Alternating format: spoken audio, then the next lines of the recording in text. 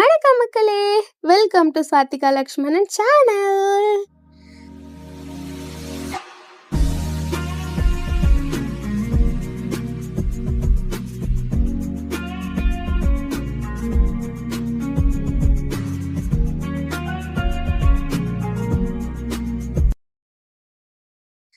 பொதுவாக லைஃப்பில் நமக்கு சப்போர்ட் பண்ண யாருமே இல்லைன்னு ஃபீல் பண்ணுறவங்க நிறைய பேர் இருக்காங்க.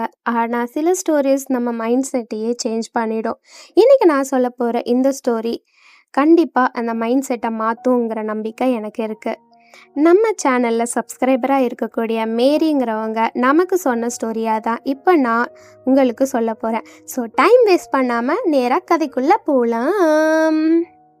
ஒரு சின்ன நகரத்தில் ஒரு சாதாரண மிடில் கிளாஸ் குடும்பம் தான் நம்ம கங்காதரன் அனிதாவோட குடும்பம். கங்காதரன் ஒரு லாரி டிரைவர், அனிதா ஒரு ஹவுஸ் ஒய்ஃப்.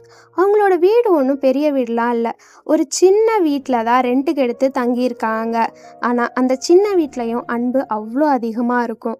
கங்காதரன் அனிதா கப்பலுக்கு ஒரு அழகான 2 குழந்தைங்க இருக்காங்க. ஒருத்தவங்க பேர் நகோமி, இன்னொருத்தவங்க பேர் ரியா. ரியாவும் நகோமியும் தான் கங்காதரன் அனிதாவுக்கு உலகமே. சில நாள் சாப்பாட்டுக்கு கூட கஷ்டப்பட்டு இருந்தாங்க. இன்னும் சில நாள் சாப்பாடு கூட இல்லாமல் தான் குழந்தைங்களோட பசியை தீர்க்கறதுக்காக அவங்களுக்கு வச்சுருந்த சாப்பாட்டை அந்த குழந்தைங்களுக்கு கொடுத்துட்டு வெறும் பச்சை தண்ணியை குடித்து ராத்திரி தூங்கியிருக்காங்க. ஸோ அவ்வளோ கஷ்டப்பட்டிருக்காங்க.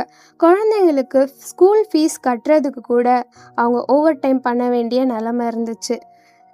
அனிதா தனக்கு எவ்வளோ கஷ்டம் இருந்தாலும் தான் குழந்தைங்கள்கிட்ட அதை காமிச்சதே கிடையாது. ஒரு நாள் அந்த 2 பெண் குழந்தைங்களும் காலேஜ் முடிச்சுட்டு வீட்டுக்கு வந்து பார்க்கும்போது அவங்க அம்மா மயக்கம் போட்டு விழுந்து கிடந்தாங்க. அதை பார்த்து பதறி அவங்கள ஹாஸ்பிட்டலில் வச்சு பார்த்துக்கிட்டு இருந்தாங்க. யாருக்குமே நிம்மதி இல்லை. கடன் கழுத்தை நெரிச்சது. இருக்கிற வீடும் ரெண்ட்டுக்கு சரியாக கூட கட்ட முடியாத சிச்சுவேஷன் அவங்களுக்கு ஏற்பட்டுச்சு. ஒரு வழியாக பெண் பிள்ளைங்களை படிப்பை முடித்தாங்க. அவங்கள கூட்டிக்கிட்டு அவங்க அப்பா அம்மா சொந்த ஊருக்கே கிளம்பி போனாங்க. வீடு கட்ட ஸ்டார்ட் பண்ணாங்க. இன்னும் கடன் அதிகமாக தான் ஆச்சு. என்னடா பண்ணுறது, என்ன வழின்னே தெரியல. அவங்களுக்கு அவ்வளோ கஷ்டப்பட்டுட்டு இருந்தாங்க. அப்போ தான் அந்த பெண் பிள்ளைங்க, அப்பா நாங்கள் இருக்கோம்ப்பா, நாங்கள் பார்த்துக்குறோன்னு சொல்லி குடும்ப கஷ்டத்தை தான் கஷ்டமாக எடுத்துக்கிட்டு வேலைக்கு போனாங்க. காதல் என்னதான் வந்தாலும் தான் குடும்ப கஷ்டம்தான் அவங்க கண்ணு முன்னாடியே வந்துச்சு. தான் குடும்பம்தான் முக்கியம்னு குடும்பத்தோட கஷ்டத்தை போக்குறதுக்காக ஓடி ஓடி உழைச்சாங்க அந்த 2 பெண் பிள்ளைகளும். 4 வருஷம் இப்படியே ஓடிடுச்சுங்க. அப்பா அம்மா கடனை அடைச்சாங்க. சொந்தமாக வீடு கட்டி அங்கே குடி போனாங்க.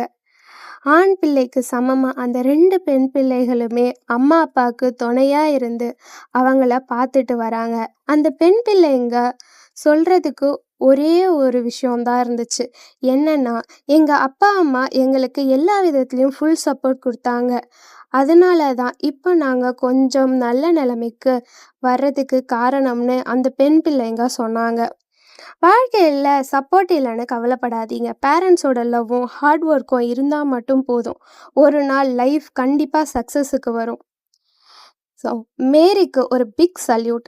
இந்த ஸ்டோரி உங்களுக்கு மோட்டிவேஷன் கொடுத்துருந்தா லைக் பண்ணுங்கள். மேரிக்கு விஷ் சொல்ல கமெண்ட் பண்ணுங்கள். இன்னும் இப்படிப்பட்ட ரியல் லைஃப் மோட்டிவேஷ்னல் ஸ்டோரிக்காக ஸ்வாதிகா லக்ஷ்மணன் சேனலை சப்ஸ்கிரைப் பண்ணுங்கள். But remember guys, hard work and பேரண்ட்ஸோட பிளஸ்ஸிங் இருந்தால் சக்ஸஸ் கண்டிப்பாக வரும்.